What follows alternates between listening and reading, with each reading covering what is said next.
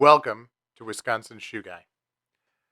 Here we do unboxing videos, we discuss general shoe knowledge, we do worth the price videos as shoe reviews, and we will do shoe battles, comparing shoe to shoe so that you can understand the differences. I also speak to experts in the field.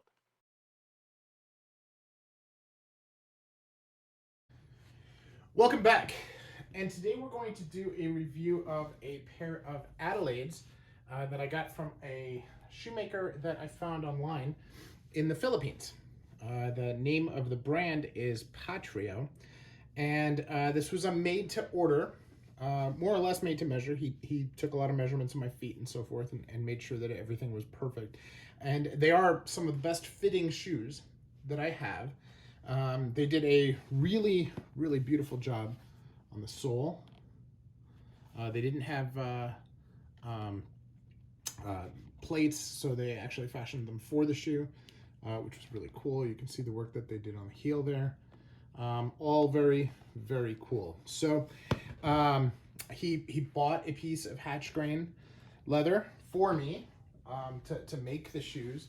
And he wasn't sure about making them right away, so he actually did a trial pair on his own and showed me the designs on the last and so forth. I got to pick the medallion, very similar to what you do from a regular MTO, but honestly, he didn't have like a system or anything like that, so it was more or less he basically sent me a catalog of medallions that he had, and I looked at his website and picked out different patterns that I liked.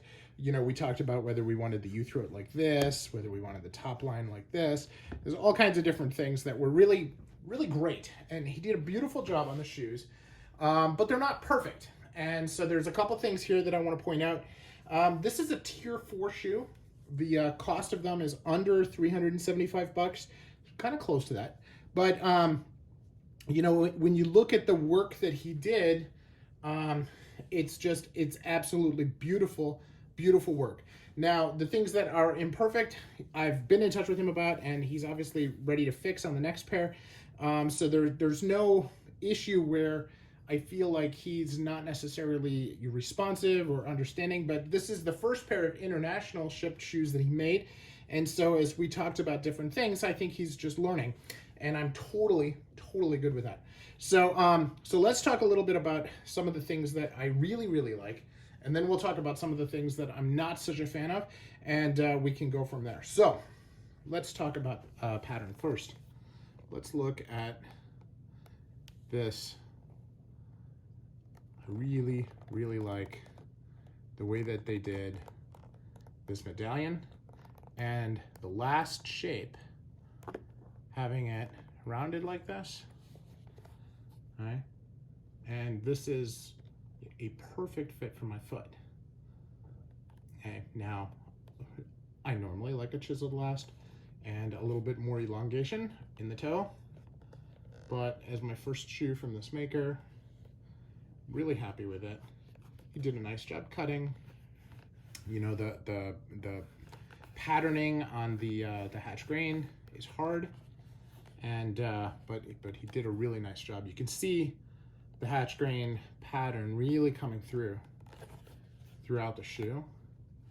And this is a pattern that I hadn't seen in hatch grain, so really happy with it. I do have a pair of Russian calf Adelaides that I got from St. Crispin's, which are gorgeous, absolutely unique. But this is very different, more of a traditional Adelaide, and it's got the little square bottom, which I like on the U-throat as well. Now, or on the facing, a lot of people call it the facing. I always call it the U-throat because I talk about the piece on the outside, but other people talk about it as the piece on the inside. So really happy with that. Absolutely astounded at what he did with the sole. When he first sent me a picture of the sole, it was just natural color. And he said, how do you want it? And what do you, and I sent him a couple pictures of ones that had just this paint here. I think I sent him a picture of my shoes from Gaziano and Girling. And then he came up with all of this, doing the pattern here, changing the color. It just really comes across absolutely beautiful. The fiddleback on here is really good. Now this is not very narrow, so I would in the future I would like it to be more narrow. The edge here is just sanded smooth. Now, a little bit of knowledge. When I first reached out to him, I was asking him a lot because he said, you know, this would be one of his first forays into Goodyear welted shoes. And so we talked a little bit about that. And he doesn't have a Goodyear welting machine. And so we talked about what he did in order to be able to make the shoes. And he just sews it all by hand. Okay, now he has a Blake machine and he does Blake shoes in fairly decent quantity. So, I mean, he's not like a brand new shop or anything. But, you know, getting into the high quality piece, that's different. And since then, I've talked to a lot of different shoemakers who are kind of on the same path. And it seems to be a progression as they continue to develop their craft. And, you know, Goodyear welting machines are expensive, so not unreasonable at all. And the fact that he's doing it by hand is great. I mean, to me, that's an added bonus, right? So, so let's talk about some of the things that I'm not such a fan of. When I look at the creasing here, and really, you can kind of see it on the grain here. I feel like the grain was maybe pulled a little too tight over the last. At first, we asked a lot of questions back and forth on whether or not he had actually thinned the leather, and maybe he got a piece that was a little too thin. But I think that the consensus that we reached when we were talking about it was, you know, maybe the piece was just stretched a little too much. And we talked about it and how hard it is to work with the thicker leathers and so forth. And, you know, why shoe collectors like me prefer that. And so I think that, you know, the next pair that I get from him will be a little bit different. But I feel like it's creasing like this in part. Maybe it's part of the quality of the leather. Maybe it's just that it's stretched a little too thin. Now, listen, all leather creases, you're going to have creasing no matter what. This is not really that bad. When I first had it, he had polished it so thick that it really looked pretty bad. And so what I did was I used Pure Polish cleaner and conditioner, which I actually have my bottle of right here. And I used this on it, and this usually does a pretty good job taking old polish off. But the old polish was really thick. So then I took a bottle of Reno Matte, and I took about 3 different polishing cloths, and I just went over and over and over it again and again and again, about 3 times, whole shoe. And this is with no added polish. All I did was let it dry and then brush it up, okay? So there was obviously a lot of polish on them, and but I do like the way that it's looking now. Now, the last thing I'm not such a fan of, and you can see again here where the pattern is really thin in the hatch grain, again, I think it's stretched, is right here. You can kind of see a ledge here. You can see a ledge here, and that is the heel counter coming all the way out. Normally, on most of my shoes, the heel counter is measured and cut along with a heel cap so that it never comes out and extends into the shoe. You certainly don't feel it, you know, when you're rubbing your finger over it or from the inside, and you can feel it on both on these. And that is, again, something that I talked to him about, and he said on the next shoe that he'll do it. Now, I thought for a while that these were maybe like a plastic heel counter because they do feel really stiff, but he told me that they're the paper kind. And so one of the things that I'll talk to him about is maybe whether we upgrade and move to leather. Now, obviously, that'll be more pricey, but that might be worth it as well. So something to think about for the future. But all in all, the stitching, the broguing, the cut of the leather in general, the way they did the medallion, I mean, everything on the shoe is really nice. And for, you know, less than 375 bucks, especially with that sole, I really couldn't be happier. So, it's food for thought. You know, anytime you talk to a shoemaker who doesn't have a lot of experience doing the kind of shoes that you want, especially if you're trying to get into the high end and you really want to kind of extend what you're doing, talking to somebody new can be a scary proposition, but I recommend it. I feel like there are a lot of shoemakers out there that have not been discovered that are looking for that opportunity for a little bit of exposure into the into the West. And those of us who are very active on like Facebook groups and stuff like that can provide some exposure. And we also really, you know, like shoes and understand kind of what we like and can share that information with them. And then they can decide whether or not they want to adapt to that or not. So anyway, Patrio, I'm very, very happy with these shoes. And I will be trying a pair again. So thanks for watching. Hope it was helpful.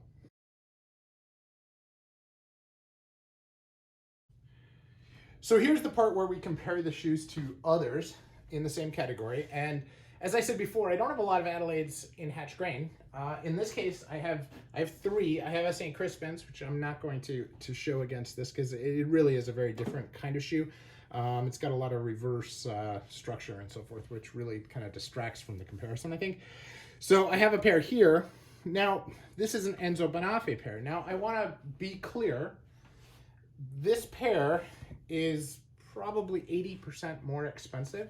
So that is I mean, that's a pretty big factor, right?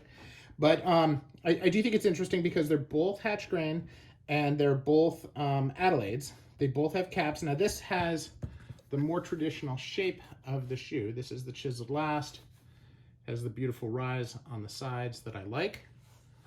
All right. Now, if you look here on the hatch, you can see it's very thick. You can see how the creasing is. And you can see the pattern throughout the shoe, even on the toe where it's stretched. But then in the vamp, the pattern is distinct all the way throughout the shoe. Okay. So that, I think, is an important distinction there. Where with the Patrio, you can see it gets pretty thin in a couple different places throughout the shoe. But again, very, really thin on the toe. All right. So that is that is a factor. If we look at the soles, this has what they call a donkey back sole. It's not really a true fiddleback. It's more like the shank is just in the middle and they wrapped it around it. It's more of a bevel.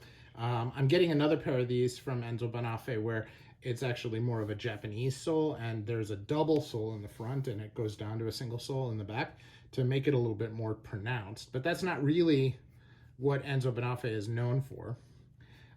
So small, single sole. You can see there's a lot of edging work done here on the edge, which is, looks like it's done on the same machines that they use for Goodyear welting. I've heard that the stitching that they do on the soles is actually machine done versus 100% by hand. Although this is a hand welted shoe versus a Goodyear welted. So that's a pretty big difference as well. And figure that that's probably, you know, 100, 125 bucks in the difference of the price. Heels also, you know, well done. A little bit more wear on this than on the Patrio. It's quite a bit older, right? But this has I've worn this 4 times, right? So, I mean, it has wear, and it's wearing pretty well. You know, if you look at it from this perspective, you can see there's a little bit of a gap here. So, but it's not like a high arch. Like I have a pair of really, really high arch on a pair of Acme's where when I leave a footprint in the snow, it's 2 different prints. You know, these would both be 1 print, okay? So some clear differentiation there, but I mean, very, very good shoes. And I do feel like the Patrio could do a little bit more with the detailing on the heel, okay? To be kind of in the same detail. But aside from that, I feel like this edge is incredibly clean. The sole is really superior because of that detail work. And so I think that it really kind of holds its own. So it really comes down to the leather and some of the things I talked about in the review that really separate these two as shoes. Now, obviously the last on the Enzo Bonafe is very different. And that is something that, you know, I'm sure that, you know, he will expand into some of the more aggressive lasts as well. So anyway, just a quick view at a couple different shoes that, that we can look at as we compare. Thanks much.